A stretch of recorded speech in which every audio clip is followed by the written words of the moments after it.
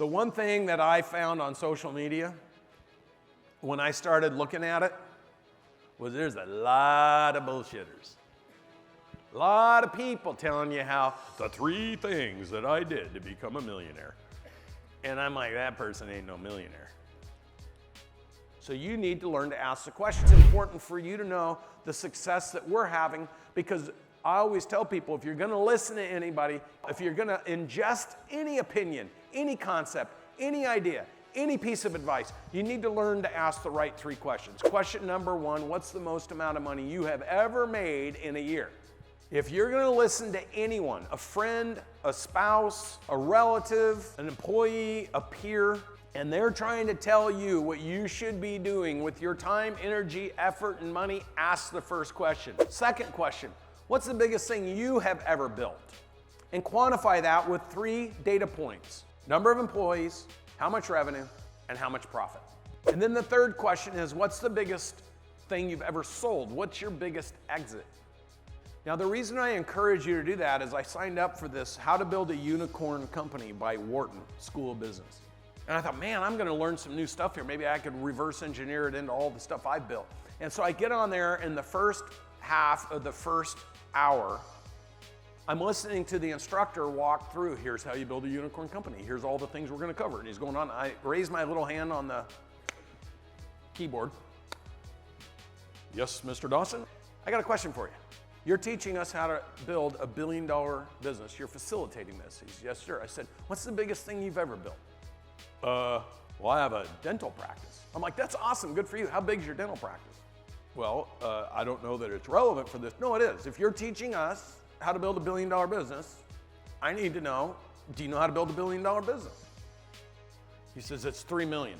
I go, so why does Wharton have somebody who built a $3 million business on the call with us teaching us how to build a $1 billion business? Is it logical? A third of the participants in the first half hour disengaged. Because it was a logical question. They're like, why am I wasting my time on a phone call with a guy who built a $3 million business telling me how to grow to $1 billion? Here's what I know when it comes to growing and scaling a business. You can think about it, you can talk about it, but until you've actually done it, because you know, all hard decisions come in the nuance. In the moment that either propels you forward or breaks you. And if you've not been in those moments, very hard to relate to those moments. And if you're serious about doing anything big, it doesn't matter if it's just being a sole earner and making money, making your first 100 or your first million or your first 10. It's in those moments where you want to give up, concede, or you make a bad decision that preclude you or curtail you or pull you off target. So until you've actually experienced that, how can you talk about it? True or false? So learn to ask the right questions, but once you find the answers to those questions, you're gonna start being in the top 10% of the people who create wealth, because you know what you're looking for. And then you just need to give the gift of the people that are around you exactly how to do it. And you'll still find that about 50% won't do it. So for those of you that have employees at home, and you're like, I came here, I went to this great event, I'm gonna go home and we're gonna change the world, we're gonna work together, you're gonna have about half your people going, I don't wanna do it. And what I watch with a lot of business owners is then they're like, okay, well, half my team doesn't want to do it, so we won't do it. NIOP, negative influence of other people, is more powerful than PIOP, positive influence of other people. And if you want to question that, look at the statistics. I love data. Gallup poll does their survey every single year, and 2/3 say they're disengaged or actively disengaged. It means a majority of the people in the workforce are disengaged or actively disengaged. And when they go deeper into the survey, they say the people they work with influence them as to how much they love working. It's not the PIOPs influencing them, it's the NIOPs. You ever work with those people? Hey, let's go train. I don't want to. Hey, let's take the hill. It's too tiring. Hey, pick up the phone and make a phone call. I hate talking to people.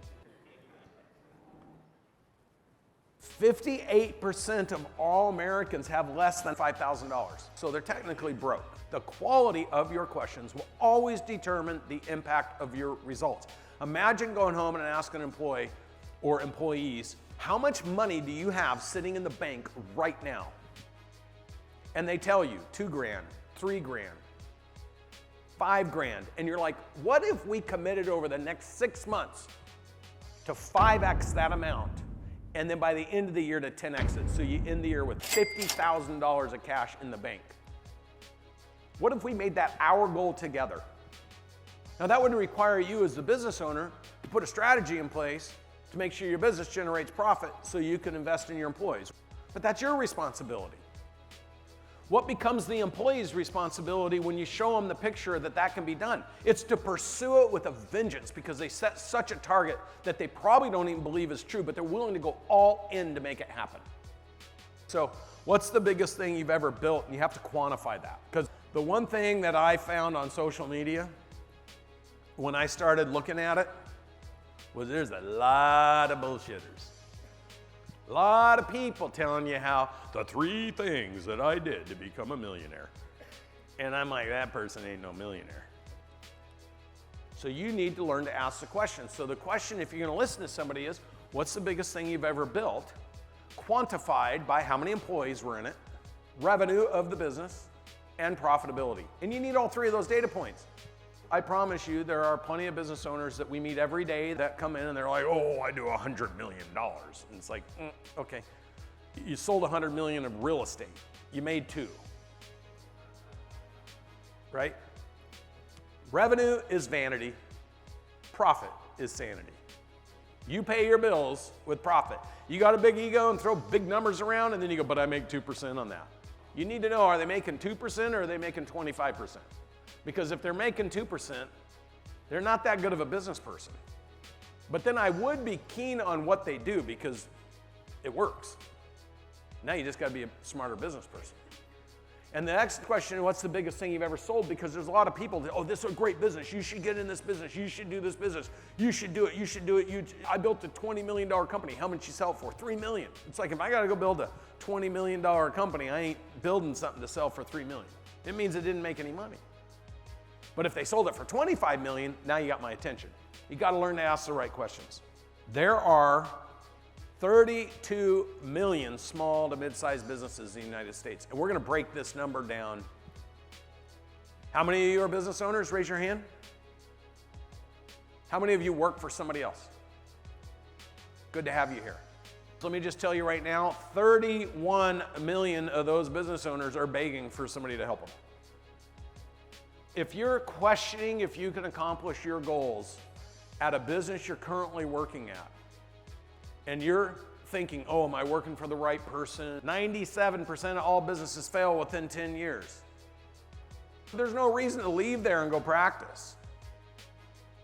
Make an impact where you're at and find an owner who after a period of time is like, man, I can't live without you. And then cut a deal with them to make the business 10 times bigger. When I sold my business, my number 1 employee, my first employee, Mason Walker, here's what I told him at the beginning. You're coming out of college, you don't know shit about anything. You're gonna make half of what you think you're entitled to. Don't ever ask for a raise. You're gonna have multiple bosses, and you're either gonna learn what to do from those bosses and how to become great at what they know how to do, and you're gonna learn what never to do when you're the boss, because you'll have to work with people that you're gonna hate. And when you become the boss, you don't want to be hated. So learn the good and learn the ugly, but learn. And you're going to want to quit. But if you stick through this and you do everything you're supposed to do, when we sell this thing, I'll give you 10% of whatever I make. If you go to the B. Dawson Show, you can watch a 2-part podcast with him. When we sold the business, he made $11 million. First job he ever had in his life. I also distributed another $5 or $6 million to every one of my employees. And I gave $30 million, $33 million to my customers. Because I promised, if you're my customer from the beginning and you're with me if I ever sell, I'm gonna share it with you. So how do you accumulate great people? Show them where the wealth is and be committed to their success. Just be smart about how you structure your business so you get to your targets. See, I hit my targets, so I was like, I don't care if I share. I shared 38% of the money with my employees and my customers because I overachieved my target. I didn't go and grab all that. I was like, shit, we did it. Let's share it. And now I have a reputation that I do that.